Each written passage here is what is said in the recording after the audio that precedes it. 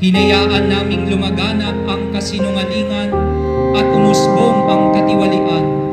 Ibunyag ang pandaraya, igiit ang katarungan, at ipagtanggol ang katotohanan sa lahat ng aming gawain, pampubliko man o pansarili. Katiwalian na bumabalot sa aming bayan, ipamalas mo sa amin ang iyong liwanag na nagtataboy sa lahat ng dilim.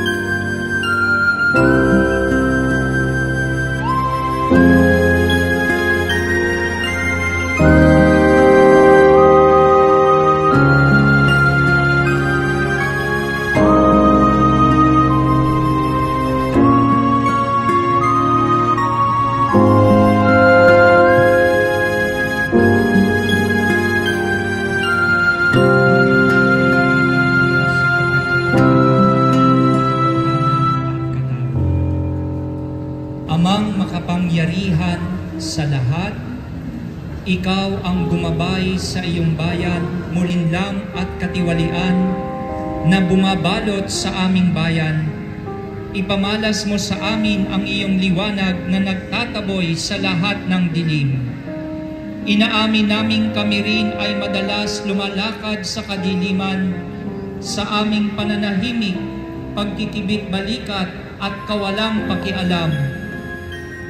Patawarin mo kami, Panginoon, at linisin mo ang aming mga puso sa kasalanang bumubulag at sumisira, kasalanang umaagaw ng pagkain sa mahihirap at ng pag-asa sa buong bayan. Ipagkaloob mo sa amin ang mga pinunong kawangis ng puso ng iyong anak, mga pastol na handang maglingkod, hindi mga lobong sumisila. Sa kapangyarihan ng iyong banal na Espiritu, bigyan mo kami ng lakas ng loob na itakwil ang kasinungalingan, ibunyag ang pandaraya, igiit ang katarungan, at ipagtanggol ang katotohanan sa lahat ng aming gawain, pampubliko man o pansarili, upang ang katapatan ay dumaloy sa aming lupain tulad ng ilog, at ang katuwiran ay rumagasa na parang malakas na agos. O Diyos ng katarungan at habag, gawin mong ubasan ng kabutihan ng aming bayan, hindi laso ng kasakiman, manipulasyon at pagkamakasarili, kundi pagyamanin ang katapatan, malasakit at pag-ibig. Hinihiling namin ito sa pamamagitan ni Kristong aming Panginoon. Amen. Maria, salamin ng katuwiran. San Miguel Arcangel, San Lorenzo Ruiz at San Pedro Kalungsod, ipanalangin mo kami.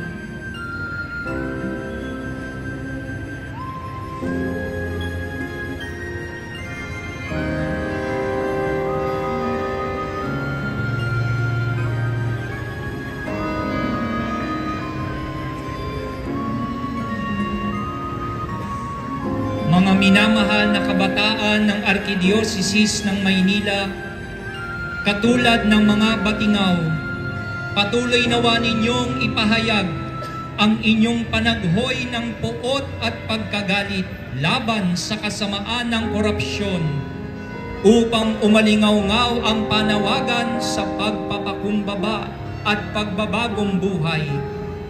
Habang hinaharap ng ating bayan ang isang matinding krisis ng moralidad, ang liwanag ni Kristo ang siyang tatanglaw sa ating paghakbang tungo sa katapatan, katotohanan at katarungan. Sa gitna ng inyong panaghoy at siphayo, galit at paghihina ng loob, ang liwanag nawa ni Kristo ang magdudulot sa inyo ng pag-asa na hindi nabibigo at nanlilinlang. Sa ating sama-samang pagdarasal ng Santo Rosario, inilalapit tayo ng ating mahal na Birheng Maria sa walang hanggang liwanag ng kanyang anak. Ngayon, panghawakan ninyo sa inyong mga puso ang liwanag na ito, na siyang panggagalingan ng lakas ng loob sa inyong pakikibaka para sa tunay na pagbabago. Sumainyo ang Panginoon At sumainyo rin. Magsiyuko kayo samantalang iginagawad ang pagpapala. Ama naming mapagpala, basbasan mo ng tibay ng kalooban ang iyong sambayanan, upang mamalaging tapat sa pagsunod sa iyo at maligayang magkamit ng pagmamahal mo sa pamamagitan ni Jesucristo kasama ng Espiritu Santo magpa sa walang hanggan. At ang pagpapala ng mapagmahal at makapangyarihang Diyos, Ama, Anak at Espiritu Santo ang siya nawang mamalagi sa inyo at manaog sa inyo ngayon at magpa sa walang hanggan. Amen. Sa ngalan po ng ating butihing Kardinal, maraming salamat sa inyong mga kabataan, sa inyong pagdulo para sa gawaing ito. Patuloy nawa tayong magmatyag, patuloy tayong maging mapagbantay, at higit kailanman, lagi tayong manalangin sa tulong ng ating pamimintuho sa lahat ng mga banal sa ating mahal na Birheng Maria, at lalo tigit sa pagmamahal natin sa Panginoong Hesukristo. Humayo kayong taglay ang pagpapala ng Diyos at magbigay liwanag sa mundo. Salamat sa Diyos. Mabuhay ang Kabataang Katoliko! Mabuhay!